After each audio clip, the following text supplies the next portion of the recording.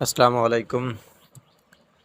আর আজকে আমরা তো দেখবো হচ্ছে 17 তারিখের যে জেমসের কম্বো 5 মিলিয়নের। তো চলেন আজকে জেমসের কম্বো 5 মিলিয়নটা আমরা ওকে করব। এই জন্য চলে আসলাম ডেইলি কম্বোতে। ডেইলি কম্বোতে আসার পরে আমাদের ফার্স্টে যেটা বের করতে হবে, তো সেটা কোথায় ভাই? না খুঁজলে তো কোনো কিছুই পাওয়া যায় না। খুঁজতে হবে, তারপরে পাইতে হবে, তাই না? একটু ওয়েট করেন, আমি দেখাইতেছি। এখানে দেখতে পাচ্ছেন আমার লক করা আছে। সো ওয়াটার কোলেট পিসি, এটা হচ্ছে 1 নম্বর।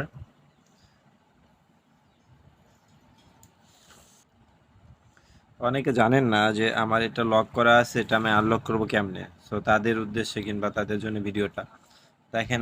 আমার এটা বলছে যে নিচে লেখা আছে রিকোয়েস্ট থার্মেল পেস্ট।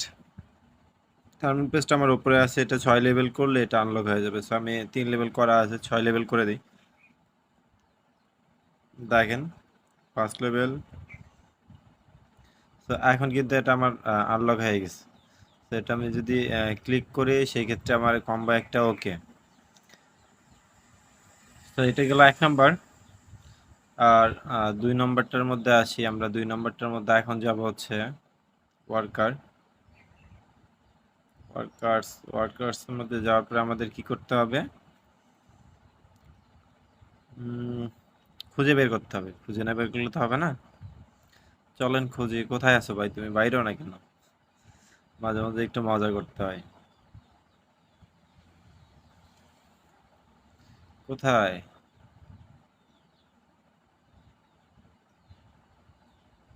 খুঁজে পাচ্ছি না। উম,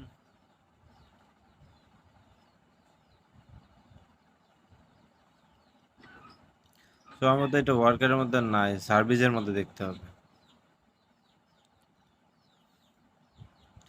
সার্ভিসের মধ্যে দেখতে পাচ্ছেন, এই যে এটা হচ্ছে সেই 2 নম্বর, যেটা সার্ভিসের মধ্যে আছে। তো এটা গেট করে দিলাম। 3টা আমার কম্বো পূরণ হয়ে গেছে। এখন যাবো আমরা স্পেশালের মধ্যে। তো স্পেশালিতে ক্লিক করার পরে স্পেশালি লোড নিতেছে আর কি।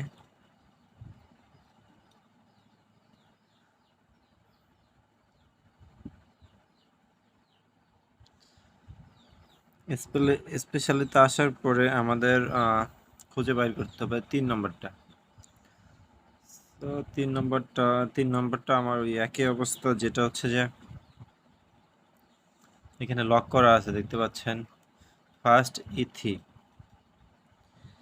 তো ফার্স্ট ইথিটা যেহেতু লক করা আছে, সেটা করতে গেলে কি করতে হবে? রিকমেন্ড রিস রেনিটি।